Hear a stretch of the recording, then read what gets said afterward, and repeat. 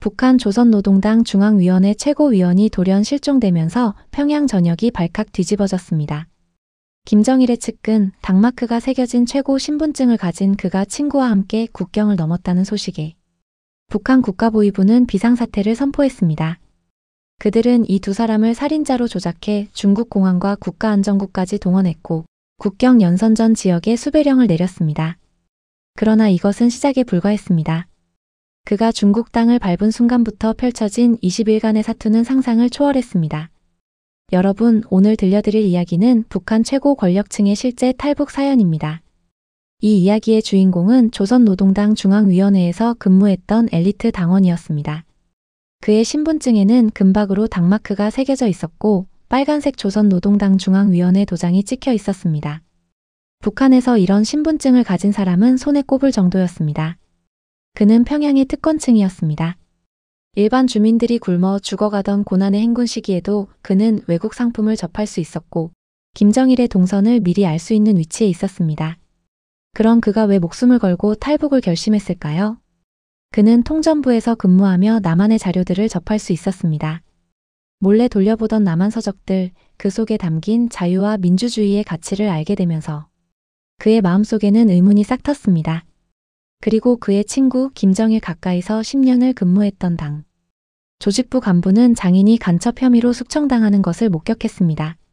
충성으로 한평생을 바쳤지만 순식간에 반역자가 되어 사라지는 사람들을 보며 그들은 깨달았습니다. 이 체제 아래서는 그 누구도 안전하지 않다는 것을 말이죠. 2004년 1월 얼어붙은 겨울이었습니다.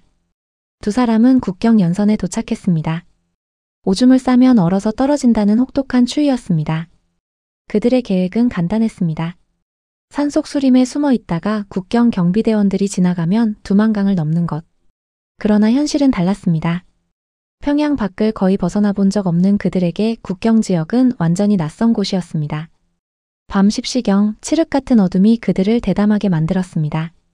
마침내 강기슭으로 들어서는 순간 손 들어. 풀숲에서 병사가 불쑥 일어섰습니다.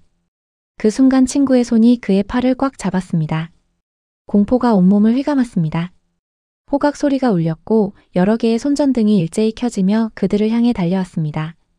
총구에 떠밀려 국경경비 총국 6중대 병실에 들어섰을 때 그들의 눈에 가장 먼저 들어온 것은 쇠창살로 가려진 작은 감옥과 매달린 수갑들이었습니다. 끝이구나, 모든 것이 끝났구나 싶었습니다. 그러나 바로 이 순간 그의 신분증이 기적을 만들어냈습니다. 중대장 앞에 금박 당마크가 새겨진 신분증을 내밀자 오랜 국경 경험을 가진 그 군관조차 놀란 눈으로 자리에서 일어섰습니다. 왜 국경에 접근했습니까? 중대장의 의심 어린 질문에 그는 침착하게 대답했습니다. 무산시당의 간부 사업 가던 중 너무 밤이 깊어서 군인 병실에서 하룻밤 자려고 했을 뿐입니다. 그를 단속했던 병사가 소리쳤습니다. 아닙니다. 강에 발을 짚었습니다. 그 순간 그는 배짱을 내야 한다고 판단했습니다. 이 멍청한 놈. 너 어디 감히 총을 들이대고 그래? 아까 널 한 대 쥐어박으려다 참았어. 중대장이 지시했습니다. 무산시당에 전화해봐. 통전부에서 간부 사업 약속 있었는지. 그의 온몸이 무너져 내려앉는 것 같았습니다. 친구도 그를 보는 눈이 끝장이다라고 말하는 듯 했습니다. 그런데 믿을 수 없는 일이 일어났습니다. 중대장 동지 정전이어서 무산시당에 전화가 연결 안 됩니다. 그 말을 듣는 순간 살 수 있다는 희망이 발밑에서부터 머리까지 치솟았습니다. 그럼 내일 확인하기로 하고 일단 좀 자게 해줘.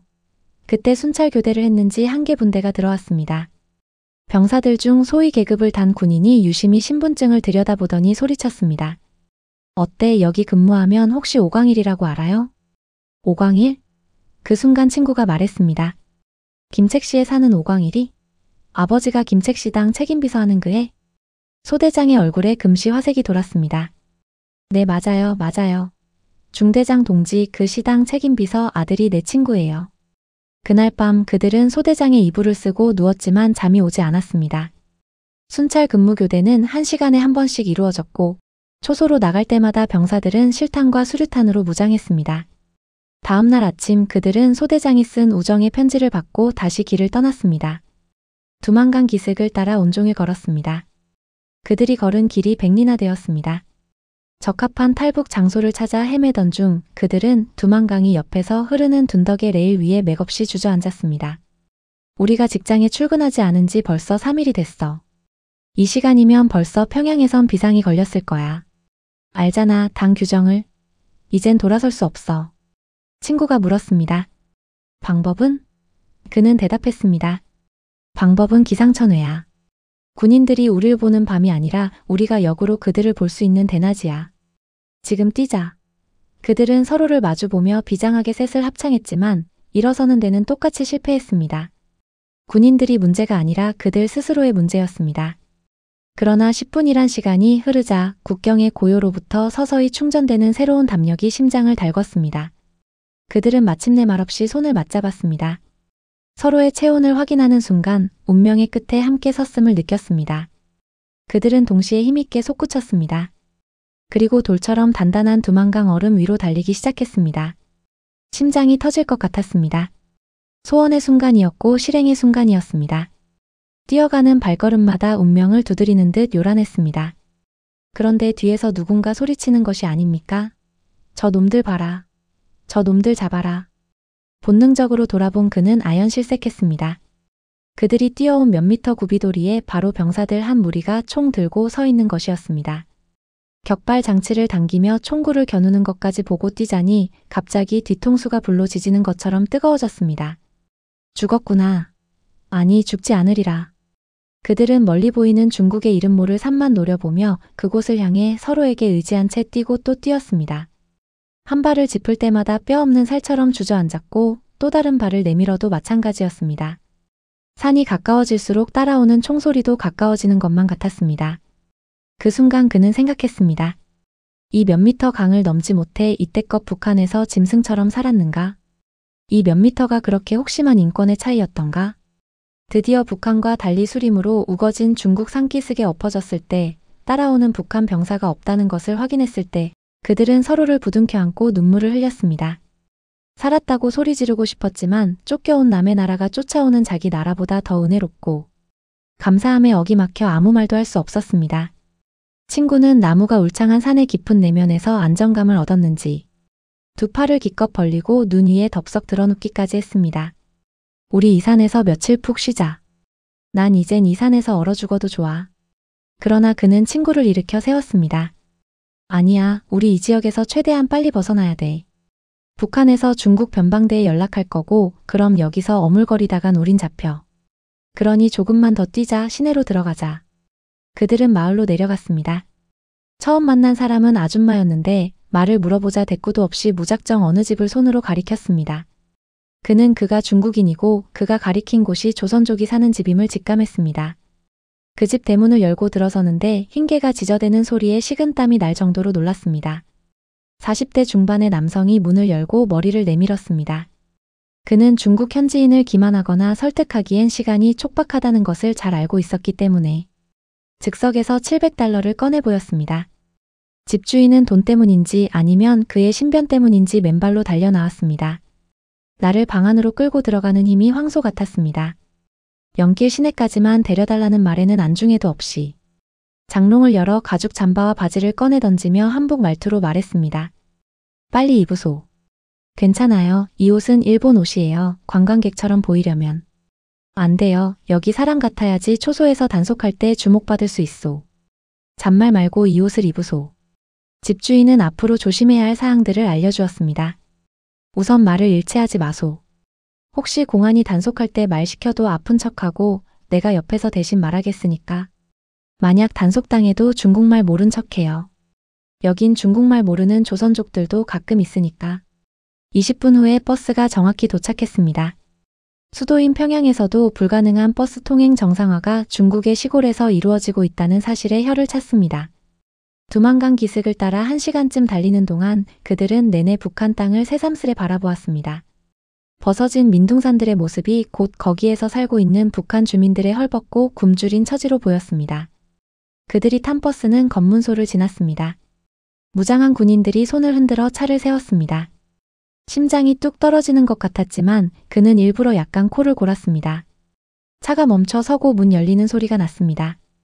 군화발이 올라오는 둔탁한 소리에서 총의 무게도 느껴졌습니다. 큰 목청에 중국말이 오갔습니다. 공안이 그들을 향해 부르는 것 같았습니다. 다가오는 군화발 소리, 승객들이 웅성거리는 소리. 그런데 문이 닫히는 소리와 함께 차가 움직이는 것이었습니다. 눈을 떠보니 정말 차가 가고 있었습니다. 훗날 집주인에게 이유를 물었더니 이렇게 말해주었습니다. 공안들은 일일이 검열하기 바쁘니까 버스에 올라와 한번 쭉 훑어봐요. 탈북자 색출이 목적이니까 탈북자 얼굴 피부를 보면 우리랑 달라요. 오랜 방랑생활 때문인지 새까맣고 때에 그을렸거든. 그런데 자네들 피부는 평양 사람들이어선지 우리랑 비슷해서 그냥 넘어간 것 같오. 그렇게 피말리는 두 개의 검문 초소를 지나고서야 그들이 탄 버스는 앞이 확 트인 연길 시내로 들어섰습니다. 두만강을 넘을 때의 긴장보다 더 큰 순간들을 체험한 그의 온몸은 땀에 푹 젖었습니다. 이제는 공안도 찾기 힘든 시내로 들어섰습니다. 이제는 13억 중국인의 품에 몸을 숨길 수 있었습니다. 그는 격정을 주체할 수 없어서 친구의 살을 마구 꼬집었습니다. 친구도 같은 심정인지 차창 밖을 내다보는 자신 넘친 시선에는 거침이 없었습니다. 연변은 세계로, 세계는 연변으로 라는 한글 플랜카드가 걸려 있었습니다. 중국의 이 작은 마을도 세계를 지향하는데 하는 부러움의 탄성이 저절로 나왔습니다. 버스에서 내리자 집주인은 그들에게 손을 내밀었습니다. 자, 연길까지 왔으니 이젠 헤어지기요. 몸 조심하고 잘 가오. 그러나 그는 그 손을 잡을 수 없었습니다. 이미 날이 어두워졌고 말도 통하지 않는 타국에서 어떻게 어디로 간단 말입니까? 그날 밤 창용 아저씨라고 불리게 된 그 조선족의 도움으로 그들은 그의 장모집에서 머물게 되었습니다. 창용 아저씨는 탈북자들의 처참한 방황 실태와 북송 참상, 공안들의 탈북자 색출 광분 등에 대해 장시간 말해주었습니다. 왜 북한 군인들이 총을 쏘지 않았는가? 궁금해하는 그들에게 중국 쪽을 향해 발포하면 국제법에 어긋나기 때문이라며 대담하게 잘 뛰었다고 칭찬을 했습니다. 그런데 그날 밤 창용 아저씨의 핸드폰이 울렸습니다. 금방 마누라한테서 전화가 왔는데 변방대와 공안에서 마을을 수색했단 거요.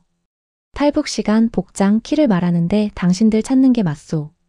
근데 문제는 북한에서 받은 통보에 의하면 당신들이 살인자라는데 무기도 휴대하고 탈북했다며 국경 연선에 지금 난리 났다잔소.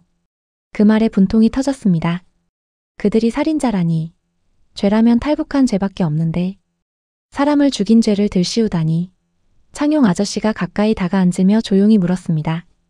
살인자로 수배하고 찾는 걸 보니 내 보기엔 당신들이 그냥 탈북자가 아닌 것 같오.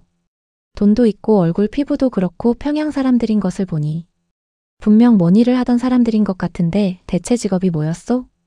그는 중앙기관에서 근무했고 친구 같은 경우 김정일 가까이서 10년을 근무했다는 점, 체제를 비관하고 남조선으로 가려고 한다는 것까지 솔직히 말했습니다. 친구가 색 낡은 편지 봉투를 보여주었습니다. 우리 친척 주소인데 1년 전에 보내온 것입니다. 이 집까지만 데려다줘도 감사하겠습니다. 창용 아저씨는 주소를 유심히 보더니 입을 쩍 벌렸습니다. 친척이 엄청 부자인 거네요. 이 주소는 여기 동북지방에서도 다 아는 부자촌인데요. 그들에 대한 신뢰가 더 깊어졌는지 창용 아저씨의 목소리가 다시 커졌습니다. 한국 가려면 나한테 맡기오. 내 조카가 전문 그 일을 하는데 당신들 정도면 편하게 보내줄 수 있소. 그 조카 애는 한국 국정원이랑 직접 통화하는 애거든. 그때 벨소리가 울렸습니다. 뭐야? 그 말을 왜 했어? 이 바보야. 모른다고 할 거지. 알고 있었다고? 창용 아저씨는 이번엔 얼굴이 창백해졌고 통화가 끝나기 바쁘게 벌떡 일어서기까지 했습니다. 빨리 일어서. 공안이 이쪽으로 오고 있소. 장모집 주소를 물어봤대. 새벽 2시에 그들은 다시 밖으로 나왔습니다. 문제는 정작 밖으로 나오긴 했지만 더 이상 갈 곳이 없다는 것이었습니다.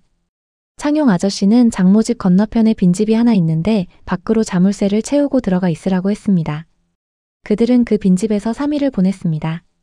그날 밤 시끄러운 중국말과 군화발 소리에 눈을 뜬 그는 급히 친구를 깨웠습니다. 숨죽이고 밖의 동정을 살피던 그들은 동시에 방 한구석으로 뒷걸음쳤습니다. 손전등을 켠 누군가 그들이 숨어있는 집을 기웃거리더니 다가오고 있었습니다. 자물쇠를 거칠게 흔들 때에는 가슴을 마구 헤집는 것 같았습니다. 문이 열렸습니다. 거구의 한 사나이가 불쑥 들어오다가 그들을 보고 흠칫했습니다. 보기에도 두려운 군복 입은 공안이었습니다. 그는 그들이 두 사람이라는 것을 알고 괴성을 지르며 달려나갔습니다. 그는 낮에 내다보곤 했던 높은 울타리를 어떻게 날아넘었는지 모릅니다. 앞에서 달려가는 형체를 쫓아 정신없이 뛰면서 그는 살아야 한다. 살아야 한다. 이렇게 계속 중얼거렸습니다. 그렇게 한참을 달리다가 우뚝 멈춰서고 말았습니다. 친구인 줄로만 알았던 앞에 그림자가 송아지였던 것입니다. 도대체 어디로 간 것일까? 다시 돌아섰습니다. 이 골목 저 골목 헤매면서도 그들이 숨어있던 빈집 근처를 어지럽게 비치는 12개의 손전등을 빠짐없이 세었습니다. 그는 친구가 처음 뛸 때의 추정 방향을 추적해보려 애쓰며 허리를 굽히고 이리저리 헤맸습니다. 그때 인기척이 들렸습니다. 돌아보니 손전등 불빛이 아주 가까운 곳에서 오고 있었습니다. 허둥거리던 그는 마침 앞에서 서성거리던 황소 뒤로 몸을 숨겼습니다. 공항과 그와의 거리는 불과 5m도 안 되었습니다. 그렇게 찰나의 위험을 넘기는 동안 어느새 날이 푸르스름 밝아왔고 공안 승합차가 가는 모습도 보였습니다. 그는 그때야 쑤시다 못해 무감각해진 발이 양말도 안 신은 맨발이라는 것을 알았습니다. 주저앉았습니다. 두 손으로 발을 비비면서도 승합차에 친구가 실려간 것만 같아 눈물이 났습니다. 그런데 한참 후 어디선가 그를 찾는 가느다란 목소리가 들렸습니다. 머리를 버쩍 들고 그쪽을 바라보니 친구였습니다. 그것도 산 중턱. 나무 뒤에 숨어 머리만 내밀고 웃으며 손을 흔드는 것이 아닙니까? 그는 단숨에 달려 올라갔습니다. 친구의 앞에 섰을 때는 주먹으로 힘껏 얼굴과 가슴을 때리며 소리쳤습니다. 웃음이 나와? 너 혼자만 살자고 이렇게 멀리 왔냐? 이 나쁜 놈. 그들은 끝내 연인처럼 껴안고 소리내어 엉엉 울었습니다. 울면서 서로에게 미안하다는 말을 연발했습니다. 친구가 불의에 들이닥친 급박한 상황 속에서도 그가 북한에서부터 가져온 시집을 챙겨왔다는 것을 알았을 땐 더 미안하고 죄송했습니다. 공안이 없음을 분명히 확인한 그들은 날이 어두워질 무렵 마을로 내려갔습니다. 물론 둘 다 맨발로 말입니다. 창용 아저씨는 장모로부터 꾸중을 받았는지 들어오라는 말 대신 황급히 밖으로 뛰쳐나왔습니다. 당신들 짐을 공안에서 다 가져갔소. 그 안에 뭐가 들어있었는데? 중국어 책과 속옷들이었다는 대답에 돈은 없었냐고 다시 물었습니다. 돈소리에 친구 얼굴이 갑자기 사색이 됐습니다. 그는 친구가 입을 열기 전에 재빨리 대답했습니다. 돈은 있어요. 내가 갖고 있었어요. 창용 아저씨가 집 안으로 들어간 후 친구가 물었습니다. 정말 돈을 갖고 있어? 외투 주머니에 있었던 거 아니야? 그는 친구를 마당 한 구석으로 끌고 갔습니다. 똑똑히 들어. 우린 지금 한 푼도 없어. 빈털털이라고. 그러나 있는 척 해야 돼. 저 사람은 가면 그만이지만 우린 저 사람을 잃으면 끝이야. 내 말 알겠지? 창용 아저씨가 보따리 하나를 챙겨 나왔습니다. 그들은 서둘러 대충 맞는 신발과 소못들을 골랐습니다. 그리고 다시 산으로 들어갔습니다. 창용 아저씨는 절대 불을 피워선 안 된다며 조카가 이틀 더 늦는다고 했으니 그때까지만 부디 얼어 죽지 말라고 했습니다. 그들은 이렇게 창용 아저씨가 이틀 동안 날라준 페트병에 뜨거운 물을 껴안고 산속에서 모포 하나로 붙어 살았습니다. 우리 서로 여자라고 생각하자. 한 번은 친구가 불쑥 던진 이 말이 어찌나 웃겼던지 그들은 정말 아주 오랜만에 웃어보는 것 같았습니다. 그 이틀 밤의 정취를 그는 죽을 때까지도 잊을 수 없을 것 같았습니다. 밤이 점점 깊어지니 산속의 신비가 태동했습니다. 그들은 골짜기 따라 내려오는 1월의 찬바람을 피해 이리저리 자리를 옮기며 두고 온 집 이야기와 북한에서의 나날들을 옛말처럼 주고받았습니다. 별들이 또렷한 밤하늘을 우러르며 두 손 모아 한국행의 소원을 빌 때는 눈시울이 젖기도 했습니다. 10년 세월 이 고생에도 그 땅으로 갈 수만 있다면 얼마나 좋으랴. 그들에겐 그날의 대한민국이 별만큼이나 아득히 멀었습니다. 다음 날 창용 아저씨가 또래의 젊은이를 데리고 나타났습니다. 신광용으로 자기 이름을 소개한 그는 대뜸 확인 차원이라며 신분증부터 요구했습니다. 신분증 안에 날짜들과 도장이며 인쇄 질감에 이르기까지 전문가처럼 꼼꼼히 체크한 그는 어디엔가 전화를 걸었습니다. 잠시 후 산 중턱까지 닛산 지프차 한 대가 올라왔습니다. 차는 젊은 신광용이처럼 힘있고 멋쟁이였습니다. 스피커에서 울리는 노래가 한국 가요여서인지 내친 김에 한국까지 쭉 갈 것만 같았습니다. 그러나 차가 도착한 곳은 연길 시내 어느 번화가였습니다. 그동안 사람을 무서워했던 그들에겐 번잡함이 어마어마한 공포였습니다. 광용은 일단 백화점에서 옷과 신발들을 사주었습니다. 그는 그때 거울을 들여다보다 깜짝 놀랐습니다. 이 얼굴로 여기 서 있단 말인가? 서둘러 두 손으로 얼굴을 가리고 옷은 괜찮으니 선글라스를 사달라고 했습니다. 광용은 그게 더 의심스럽다고 했고 그들은 그냥 소원했습니다. 그날은 참으로 호의호식하는 날이었습니다. 3일 후 광용의 전화가 왔습니다. 그는 광용이 알려준 친척집을 찾아가기로 했습니다. 30분쯤 달려 도착해보니 상상했던 것보다 훨씬 궁궐 같은 집이었습니다. 주변이 너무 환해 어떤 문제가 생길 경우 탈출하기 어려울 것 같았습니다. 의심스러운 승합차가 서 있는 것도 보였습니다. 광용이가 친척을 만나러 갔다가 쫓기듯 달려왔습니다. 택시에 오르자마자 빨리 출발하자고 두 팔을 마구 흔들었습니다. 좀 전에 그 어떤 긴장 때문인지 계속 뒤를 돌아보며 숨을 헐떡였습니다.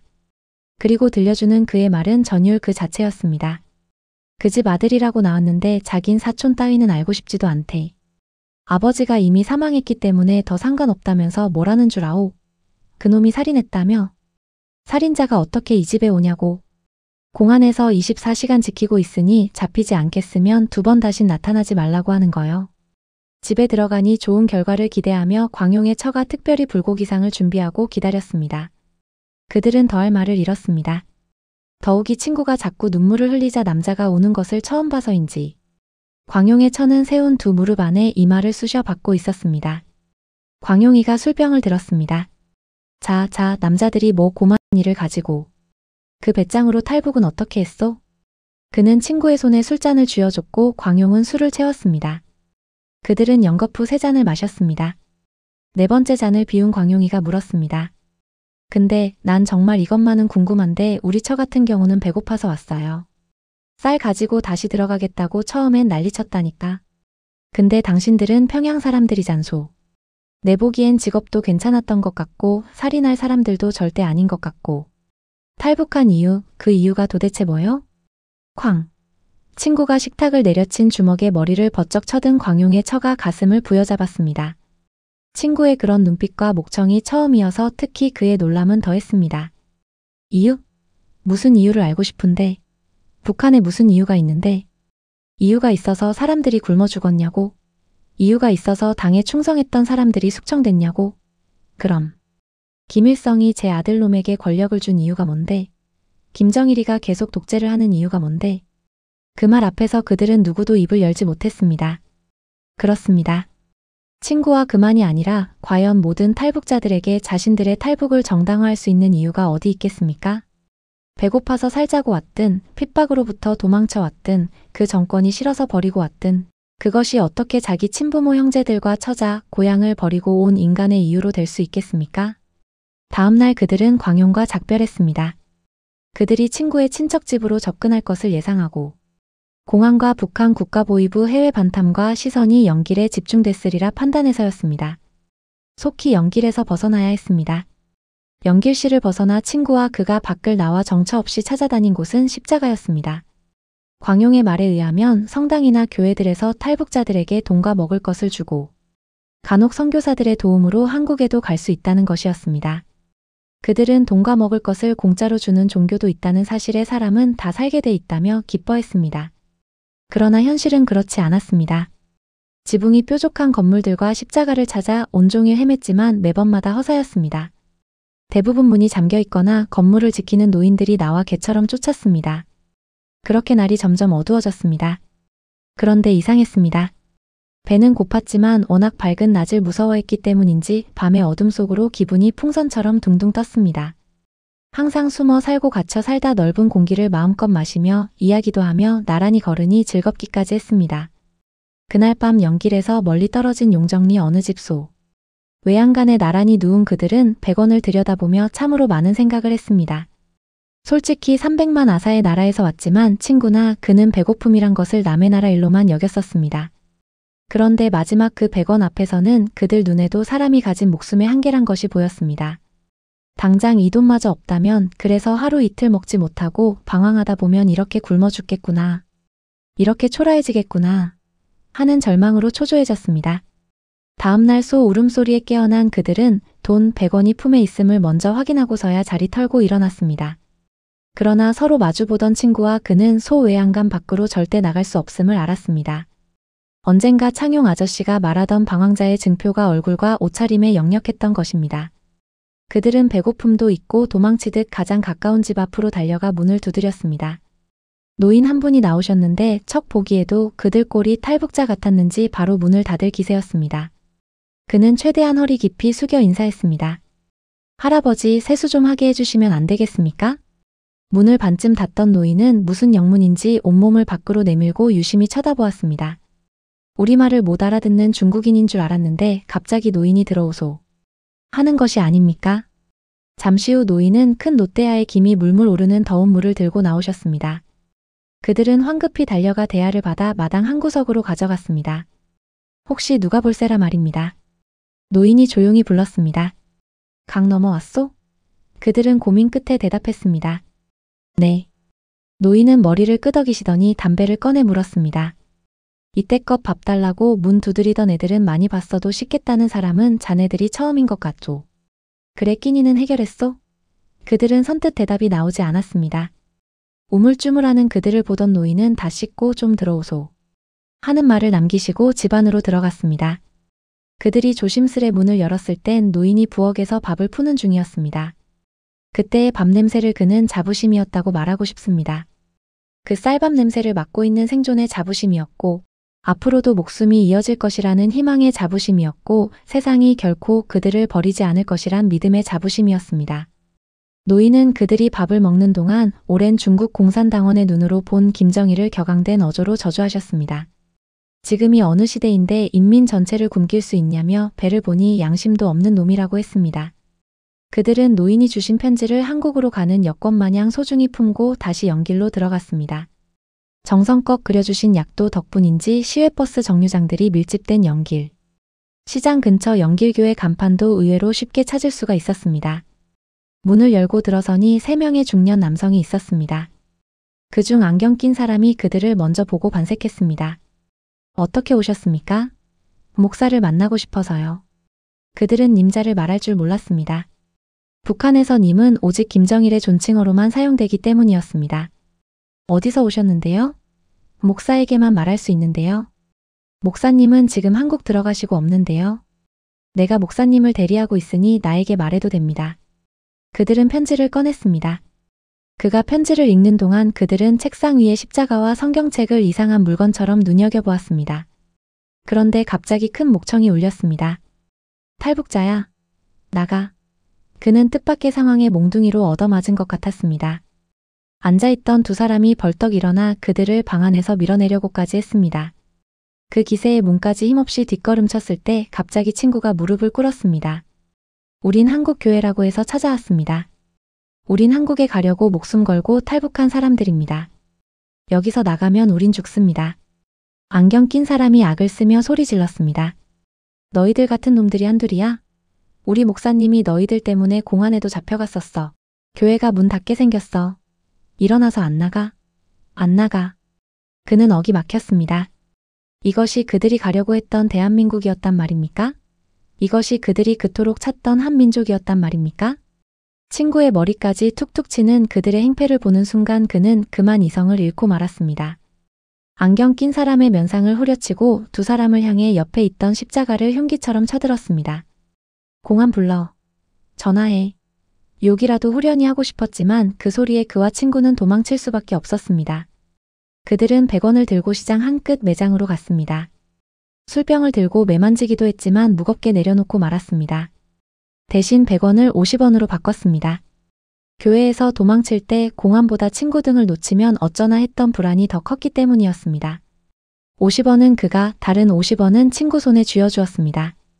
불가피한 사정으로 헤어지면 어디서 만나고 만나도 사전에 자기의 안전신호는 무엇으로 보여줄지 구체적으로 약속했습니다. 그들은 그때부터 교회를 포기하고 한국 기업들을 찾아가기로 했습니다. 기업인을 직접 만나 그들의 간절한 소원을 아뢰고 그래도 통하지 않을 경우 그 회사가 한국에 보내는 컨테이너에 숨어가자고 계획했습니다. 그렇게 4일이 지나는 동안 그의 돈은 물론 친구 돈도 거의 바닥이 났습니다. 그날도 온 하루 굶주림을 참다 보니 빈혈이 났습니다. 만두가게 앞에서 그는 친구에게 사정했습니다. 죽을 땐 죽더라도 오늘 내 그 마지막 10원 쓰자. 친구가 기대 절반 의문 절반으로 물으며 다가왔습니다. 그는 친구를 마당 한 구석으로 끌고 갔습니다. 똑똑히 들어. 우린 지금 한 푼도 없어. 빈털털이라고.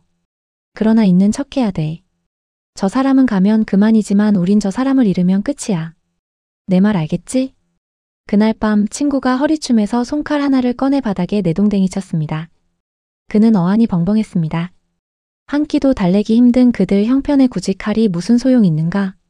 아니 친구에게 왜 나 몰래 칼이 필요했단 말입니까? 고개를 쳐드는 친구의 눈에 눈물이 고이는 것이 보였습니다.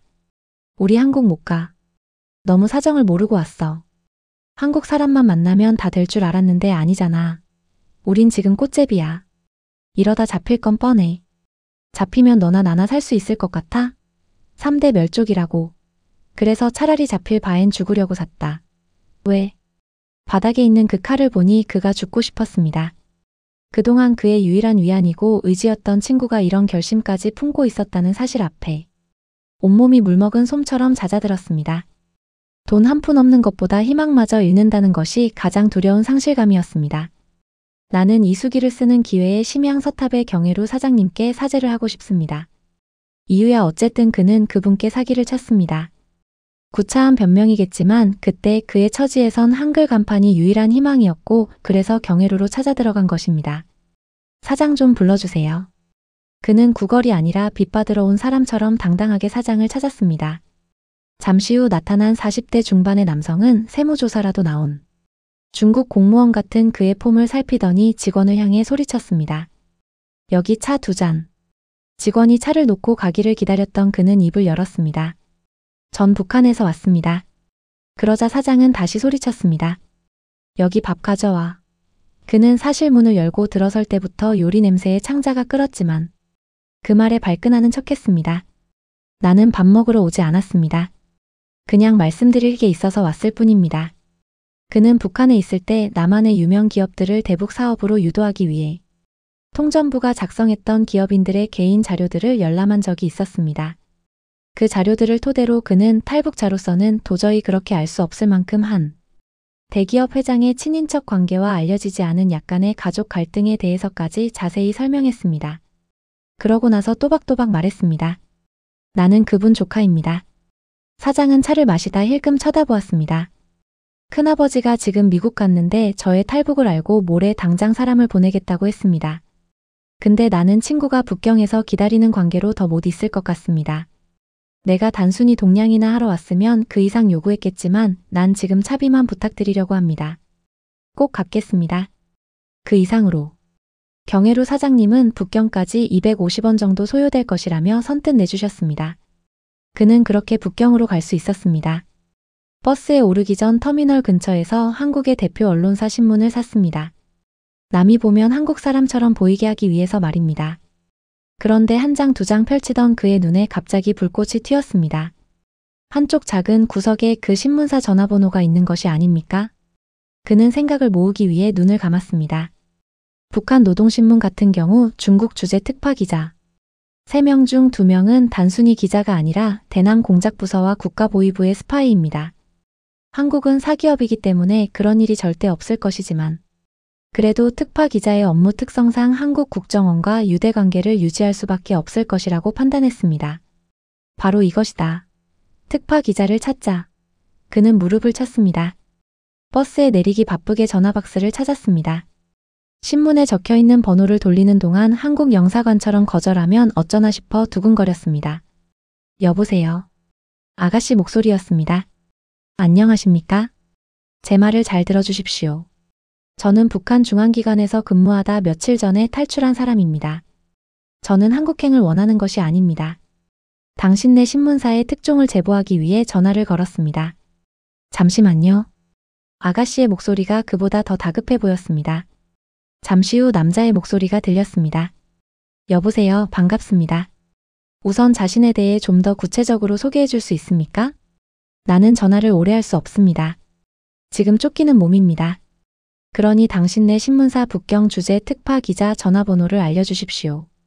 도청될 우려가 있으니 반드시 그의 개인 핸드폰 번호를 알려주십시오. 그가 알려준 번호를 즉석에서 다시 돌렸습니다. 훗날 특파 기자는 그와 만난 자리에서 자기 핸드폰으로 탈북자가 전화 올지는 꿈에도 생각하지 못했다고 했습니다. 여보세요. 특파 기자 핸드폰은 3번째 시도 끝에야 연결됐습니다.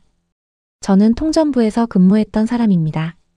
이 말로부터 시작한 그는 논리정연하게 탈북 동기와 앞으로 그가 할 수 있는 일, 그리고 현 처지를 이야기했습니다.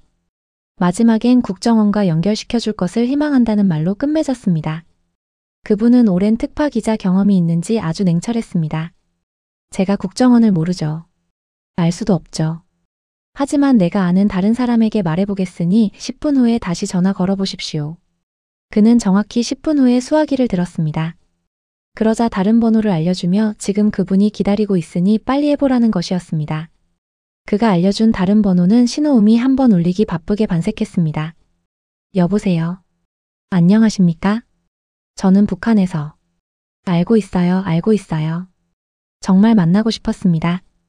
그 사람은 그의 말을 서둘러 막으며 이야기했는데 그 내용들이 그를 놀라게 했습니다. 그는 그와 친구가 언제 탈북했으며 살인자로 수배되고 있다는 것, 공안은 물론 중국 국가안전국에서도 쫓고 있다는 것과 북한 대사관으로 어제 북한 국가보위부가 나왔다는 것까지 알려주었습니다. 그러면서 물었습니다. 지금 친구랑 같이 있지요? 친구와 헤어졌다는 그의 대답에 침묵을 지키던 그는 다시 물었습니다. 그럼 당신 신분을 확인시켜줄 수 있는 신분증이 있지요? 네, 그건 가지고 있습니다. 지금 갖고 있습니다. 알았습니다. 당신만이라도 살아야 하지 않겠습니까? 친구는 훗날 찾기로 하고 그러니 그 자리에서 절대 떠나지 마세요. 우리가 최대한 빨리 가겠습니다. 그 다음 과정부터는 더 말할 수가 없습니다. 그가 더 말할 수 있는 것이 있다면 고마운 손길들의 보호로 안정을 보장받은 그 나날에도 그는 폭풍의 공포에서 고요의 공포에 떨었다는 것입니다. 그가 미처 몰랐던 중국 국가안전국의 추격과 그를 체포하기 위해 별도로 북경까지 파견된 국가보위부의 존재감 때문이었습니다. 그는 북경 주재영사관으로 가는 차 안에서도 혹시나 이 차가 북한 대사관으로 들어가는 것이 아닐까 부들부들 떨었습니다. 얼마 후 양옆에 밭두부터 앉았던 두 사람 중 한 명이 말했습니다.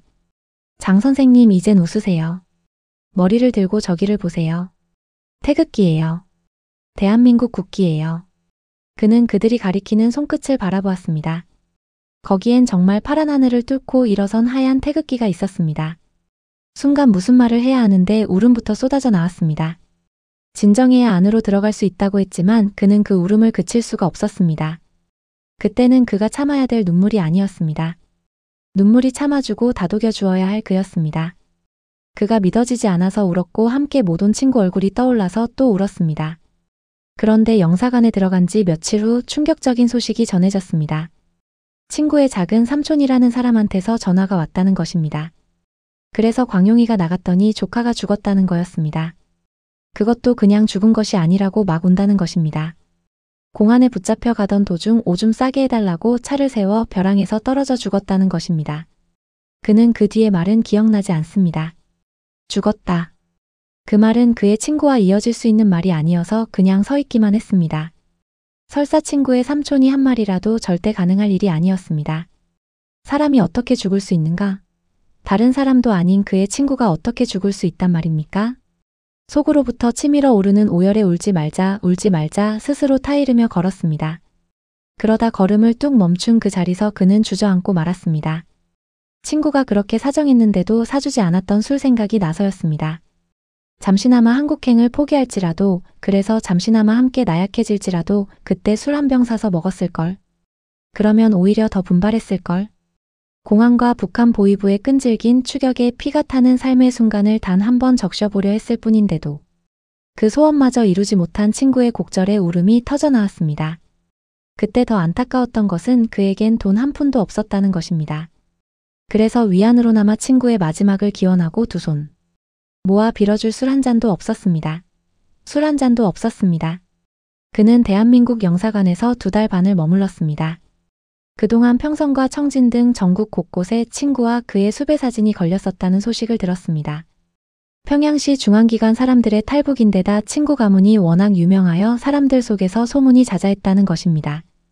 며칠 후 동인민반 회의에서 배신자의 말로라는 강연을 했는데 그 사례들 중 그들 이야기도 있었다고 합니다. 북한은 중국 공안에 그 친구를 살인자라고 신고했습니다. 남을 살해한 도피자는 절대로 자살하지 않습니다. 자유의 선택을 살인으로 규정한 김정일 독재가 살해했고 북한의 악법인 3대 멸족이 살해했습니다. 그의 친구는 이렇게 나이 30에 죽었습니다. 창용 아저씨가 비밀로 해달라던 그 700달러를 가슴에 품은 채 대한민국에 오지 못한 한을 심장에 묻은 채 말입니다. 그런데 여러분, 이 이야기는 여기서 끝이 아닙니다. 그가 한국에 와서 겪은 놀라운 일들, 그것이야말로 진짜 충격이었습니다. 대한민국 땅을 밟은 첫날 그는 믿을 수 없었습니다. 거리마다 자동차가 넘쳐났습니다. 평양에서는 고위 간부들만 탈 수 있는 자동차를 여기서는 평범한 사람들이 타고 다녔습니다. 24시간 환한 거리의 불빛들, 밤이 되어도 꺼지지 않는 네온사인들을 보며 그는 경악했습니다. 북한에서는 전기가 하루에 몇 시간밖에 들어오지 않았습니다. 그것도 평양의 특권층들에게만 해당되는 이야기였습니다. 그런데 이곳에서는 밤새도록 불이 켜져 있었습니다. 아니, 오히려 불을 끄는 것이 더 어색해 보일 정도였습니다. 편의점에 들어갔을 때의 충격은 더 컸습니다. 진열대마다 빼곡하게 들어찬 음식들. 라면 하나를 사 먹는데도 선택지가 수십 가지였습니다. 북한에서는 배급이 끊긴 지 오래였고 장마당에서 구할 수 있는 중국산 라면이 전부였습니다. 그것도 돈이 있어야 살 수 있었습니다.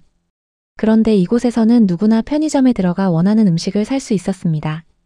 심지어 24시간 내내 문을 열어놓고 있었습니다. 그는 한국 사람들이 이것을 당연하게 여긴다는 사실이 더 놀라웠습니다. 지하철을 처음 탔을 때는 어안이 벙벙했습니다. 땅속을 뚫고 달리는 기차라니. 평양에도 지하철이 있긴 했지만 이렇게 깨끗하고 빠르고 정확하지 않았습니다. 그리고 무엇보다 여기서는 누구나 자유롭게 지하철을 탈 수 있었습니다. 핸드폰을 처음 받았을 때의 감격은 말로 표현할 수 없습니다. 북한에서는 핸드폰 가입비만 800달러였고 그것도 중앙채 신성의 허가를 받아야 했습니다. 국가보위부와 인민보안성으로부터 신원 조회를 받아야 했고 범죄 경력이 있으면 가입 자체가 불가능했습니다. 그런데 이곳에서는 누구나 핸드폰을 가질 수 있었습니다.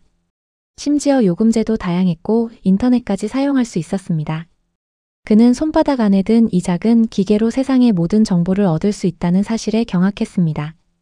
인터넷을 처음 접했을 때는 더욱 충격적이었습니다. 김정일을 비판하는 글들, 북한 체제를 비난하는 영상들이 버젓이 올라와 있었습니다.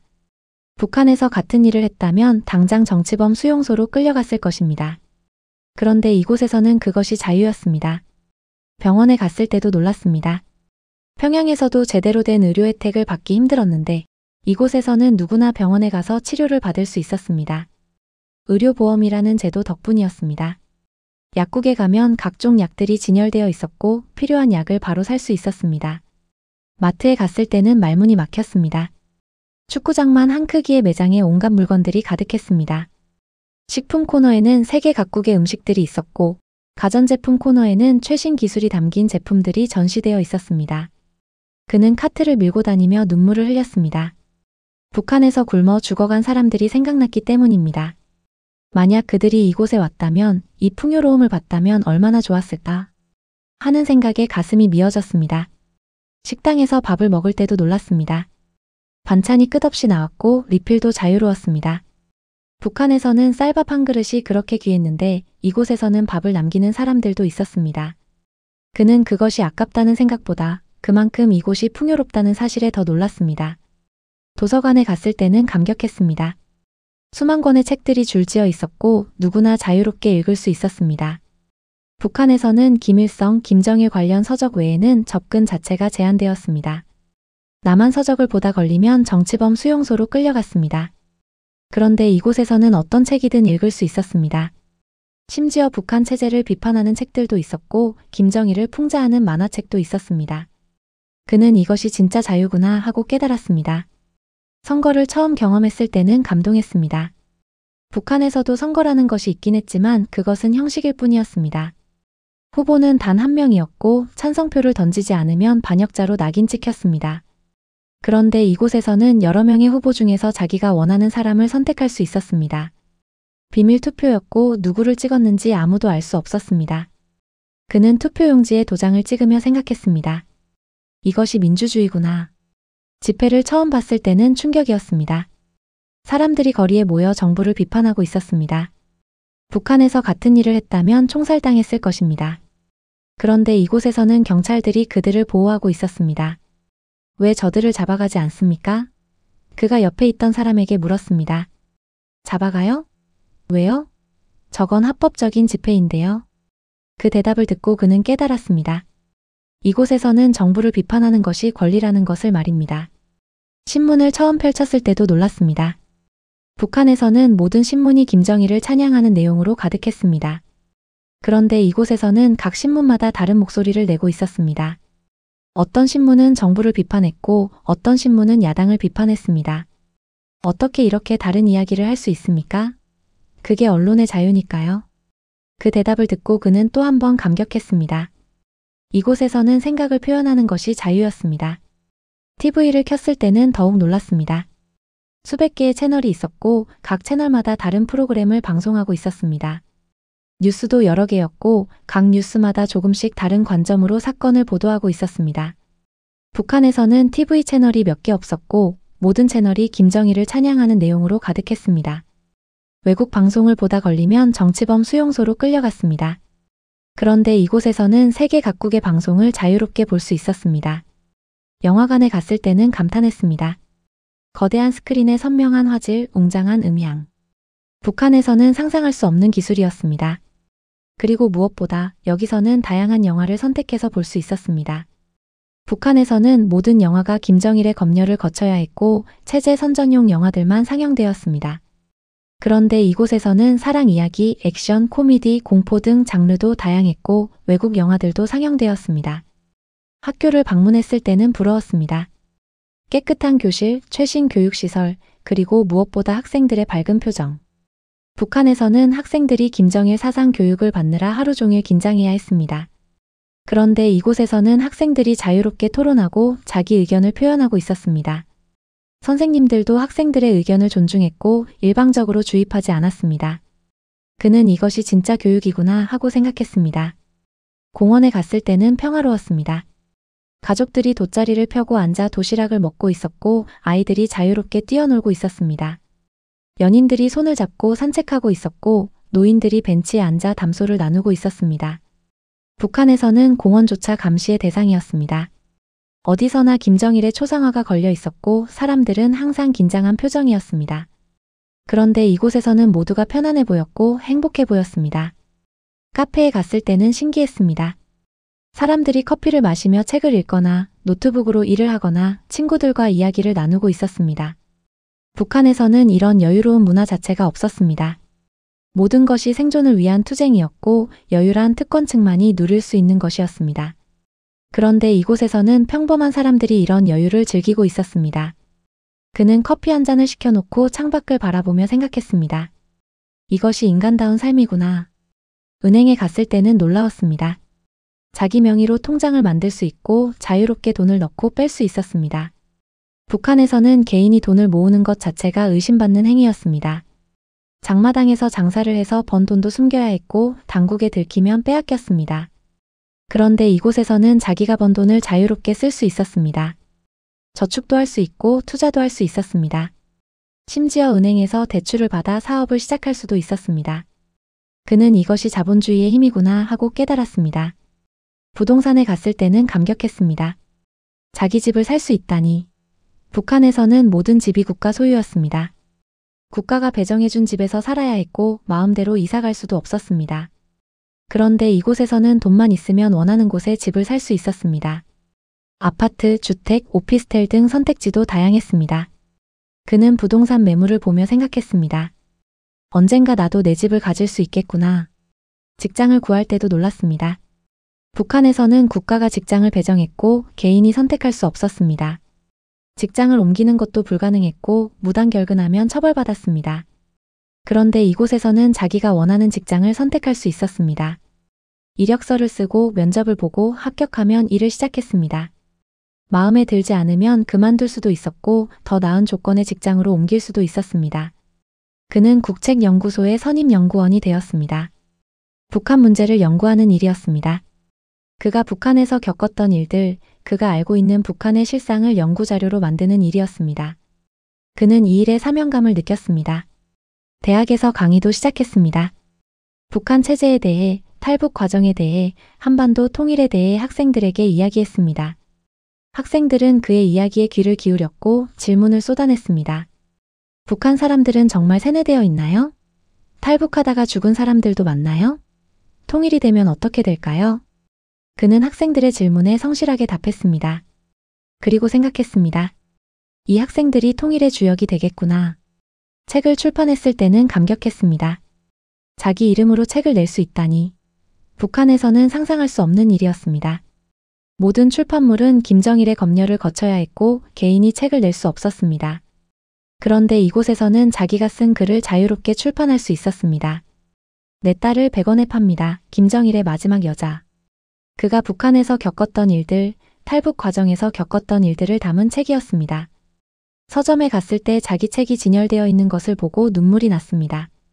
친구가 살아있었다면 함께 기뻐했을 텐데 하는 생각에 가슴이 미어졌습니다. 그는 책을 한 권 사서 친구 영정 앞에 바쳤습니다. 방송에 출연했을 때는 떨렸습니다. TV 카메라 앞에 서서 자기 이야기를 하는 것이 낯설었습니다. 북한에서는 김정일만 TV에 나올 수 있었고 일반 주민들은 방송 출연 자체가 불가능했습니다. 그런데 이곳에서는 평범한 사람도 방송에 나올 수 있었습니다. 토크쇼, 뉴스 인터뷰, 다큐멘터리. 그는 여러 프로그램에 출연해서 북한의 실상을 알렸습니다. 시청자들의 반응은 뜨거웠습니다. 몰랐습니다. 북한이 그렇게 심각한 줄. 탈북자들을 도와야겠어요. 통일이 꼭 이루어져야 한다는 걸 깨달았습니다. 이런 댓글들을 보며 그는 생각했습니다. 내 이야기가 의미가 있구나. SNS를 시작했을 때는 신기했습니다. 불특정 다수의 사람들과 소통할 수 있다니. 북한에서는 상상할 수 없는 일이었습니다. 인터넷 자체가 일반 주민들에게는 허락되지 않았고 외부와의 소통은 철저히 차단되어 있었습니다. 그런데 이곳에서는 스마트폰 하나로 전 세계 사람들과 소통할 수 있었습니다. 그는 자기 경험을 SNS에 올렸고 많은 사람들이 공감하고 응원했습니다. 외국인들도 그의 글을 읽고 댓글을 달았습니다. 당신의 용기에 감동했습니다. 자유를 위해 싸운 당신을 존경합니다. 북한의 인권 문제를 전 세계가 알아야 합니다. 이런 메시지들을 받으며 그는 생각했습니다. 내가 겪은 고통이 헛되지 않았구나. 아파트를 샀을 때는 꿈만 같았습니다. 내 집이 생기다니. 북한에서는 평생 꿈도 꾸지 못했던 일이었습니다. 당 중앙위원회 간부였지만 국가가 배정해준 집에서 살아야 했고 그나마도 언제든 빼앗길 수 있었습니다. 그런데 이곳에서는 5년 만에 자기 집을 가질 수 있었습니다. 서울의 새 아파트였습니다. 넓은 거실, 방 3개, 깨끗한 화장실과 부엌. 창문으로 보이는 한강의 야경은 환상적이었습니다. 입주하던 날 그는 빈 거실 바닥에 앉아 한참을 울었습니다. 여기까지 오느라 얼마나 힘들었는지, 친구와 함께 이곳에 올 수 있었다면 얼마나 좋았을지, 북한에 두고 온 가족들이 얼마나 보고 싶은지. 여러 가지 감정이 복받쳐 올랐습니다. 건강검진을 받았을 때는 안심했습니다. 북한에서는 제대로 된 의료 서비스를 받을 수 없었습니다. 평양의 특권층도 마찬가지였습니다. 좋은 약은 모두 김정일 가족을 위해 비축되었고 일반 간부들은 기본적인 치료조차 받기 어려웠습니다. 그런데 이곳에서는 정기적으로 건강검진을 받을 수 있었습니다. 최신 의료 장비로 정밀 검사를 하고 이상이 발견되면 즉시 치료를 받을 수 있었습니다. 치과 치료, 안과 검진, 예방접종까지 모든 것이 체계적이었습니다. 보험증을 받았을 때는 감사했습니다. 아프면 병원에 가면 된다는 것, 큰 병에 걸려도 치료를 받을 수 있다는 것. 이것이 얼마나 큰 축복인지 그는 잘 알고 있었습니다. 운전면허를 땄을 때는 자유를 느꼈습니다. 북한에서는 자동차 자체가 특권이었습니다. 고위 간부들만 차를 배정받았고 일반 주민들은 평생 차를 몰 일이 없었습니다. 그런데 이곳에서는 누구나 운전면허를 딸 수 있었고 돈만 있으면 차를 살 수 있었습니다. 그는 중고차를 한 대 샀습니다. 처음 핸들을 잡고 도로를 달릴 때의 그 자유로움을 그는 평생 잊지 못할 것입니다. 여행을 갔을 때는 행복했습니다. 북한에서는 여행증이 없으면 다른 지역으로 갈 수 없었습니다. 평양 시민도 지방으로 가려면 허가를 받아야 했고 지방 사람들은 평양에 갈 수 없었습니다. 그런데 이곳에서는 아무런 제약 없이 전국 어디든 갈 수 있었습니다. 제주도, 부산, 강원도. 그는 대한민국 곳곳을 여행하며 이 나라의 아름다움을 느꼈습니다. 그리고 생각했습니다. 이 땅이 내 조국이구나. 해외여행을 갔을 때는 감격했습니다. 여권을 받고 비행기를 타고 외국에 간다는 것. 북한에서는 상상조차 할 수 없는 일이었습니다. 해외여행은 고위 간부들의 특권이었고 그나마도 당의 허가를 받아야 했습니다. 그런데 이곳에서는 대한민국 여권 하나로 전 세계를 여행할 수 있었습니다. 그는 일본, 미국, 유럽을 다녀왔습니다. 각 나라의 문화를 경험하고 다양한 사람들을 만났습니다. 그리고 깨달았습니다. 세상은 이렇게 넓구나. 투표를 했을 때는 뿌듯했습니다. 대통령 선거, 국회의원 선거, 지방선거. 그는 모든 선거에 빠짐없이 참여했습니다. 투표용지에 도장을 찍을 때마다 그는 생각했습니다. 이것이 민주주의의 힘이구나. 북한에서도 선거가 있었지만 그것은 형식뿐이었습니다. 후보는 단 한 명이었고 반대표를 던지면 반역자로 낙인 찍혔습니다. 투표율은 항상 100%였고 찬성률도 항상 100%였습니다. 그런데 이곳에서는 진짜 선거였습니다. 여러 명의 후보가 나왔고 국민들이 선택했습니다. 때로는 여당이 이기고 때로는 야당이 이겼습니다. 정권이 바뀌기도 했습니다. 그는 이것이 건강한 민주주의라고 생각했습니다. 시위를 봤을 때는 부러웠습니다. 사람들이 거리에 나와 자기 목소리를 내고 있었습니다. 정부 정책에 반대하는 시위도 있었고 노동자들의 권리를 주장하는 시위도 있었습니다. 북한에서 같은 일을 했다면 당장 총살당했을 것입니다. 그런데 이곳에서는 그것이 권리였습니다. 경찰들이 시위대를 보호하고 있었고 언론들이 시위 내용을 보도하고 있었습니다. 그는 이것이 진정한 자유구나 하고 느꼈습니다. 탈북자 동지회에 가입했을 때는 위안이 되었습니다. 비슷한 경험을 한 사람들을 만날 수 있었습니다. 그들과 이야기를 나누며 상처를 치유할 수 있었습니다. 저도 친구를 잃었어요. 저도 가족을 두고 왔어요. 저도 중국에서 공안에 쫓겼어요. 서로의 이야기를 들으며 그들은 울었고 서로를 위로했습니다. 그리고 다짐했습니다. 우리가 잘 살아서 북한에 희망을 주자. 통일운동에 참여했을 때는 사명감을 느꼈습니다. 탈북자들이 중심이 되어 북한의 인권 문제를 알리고 통일의 필요성을 주장하는 운동이었습니다. 그는 적극적으로 참여했습니다. 강연회에서 북한의 실상을 알렸고 기자회견에서 김정일 정권을 비판했습니다. 유엔의 북한 인권 결의안 채택을 촉구하는 서명운동도 벌였습니다. 때로는 위협도 받았지만 그는 멈추지 않았습니다. 북한에 두고 온 가족들에 대한 그리움은 여전했습니다. 아버지, 어머니, 누나, 조카. 그들은 그가 탈북한 후 어떤 고초를 겪었을까? 정치범 수용소로 끌려갔을까? 아니면 지방으로 추방됐을까? 그는 밤마다 가족들을 생각하며 눈물을 흘렸습니다. 그리고 다짐했습니다. 반드시 통일을 이루고 가족들을 다시 만나겠다. 그것이 그가 살아가는 이유였고 그가 이 모든 고통을 견딜 수 있는 힘이었습니다. 북한에서 탈출한 지 5년이 지났습니다. 그는 이제 완전히 대한민국 사람이 되었습니다. 한국말 억양도 많이 부드러워졌고 한국 문화에도 익숙해졌습니다. 친구들도 생겼고 연인도 생겼습니다. 그러나 그는 자신이 탈북자라는 사실을 잊은 적이 없습니다. 북한에서 겪었던 고통, 탈북 과정에서 겪었던 두려움, 친구의 죽음. 이 모든 것이 그를 만들었고 그가 누구인지를 정의했습니다. 그는 종종 생각합니다. 만약 탈북하지 않았다면 어떻게 됐을까? 아마 평양에서 당 간부로 계속 살았을 것입니다. 김정일을 찬양하는 글을 쓰고 주민들을 감시하고 거짓말을 하며 살았을 것입니다. 그러나 그는 그런 삶을 거부했습니다. 목숨을 걸고 자유를 선택했습니다. 친구의 희생 위에서 대한민국에 왔습니다. 그리고 지금 그는 행복합니다. 진정으로 행복합니다. 그는 대한민국 국민들에게 말하고 싶습니다. 여러분이 누리는 이 자유, 이 풍요, 이 행복이 얼마나 소중한지 아십니까? 북한 주민들은 이것을 꿈도 꾸지 못합니다. 여러분은 태어날 때부터 이 모든 것을 누렸지만 우리는 목숨을 걸고 찾아왔습니다. 이 나라를 사랑해 주십시오. 이 나라를 지켜주십시오. 그리고 북한 주민들에게도 이 자유가 주어질 수 있도록 도와주십시오. 통일은 남한만을 위한 것이 아닙니다. 북한 주민들을 구하는 길입니다. 그는 탈북자들에게도 말하고 싶습니다. 우리는 살아남았습니다. 그 지옥 같은 곳에서 탈출했고 이곳까지 왔습니다. 친구들을 잃었고 가족을 두고 왔지만 우리는 살아있습니다. 우리가 잘 살아야 합니다. 행복해야 합니다. 성공해야 합니다. 그것이 죽은 친구들에 대한 예의이고 두고 온 가족들에 대한 위로입니다.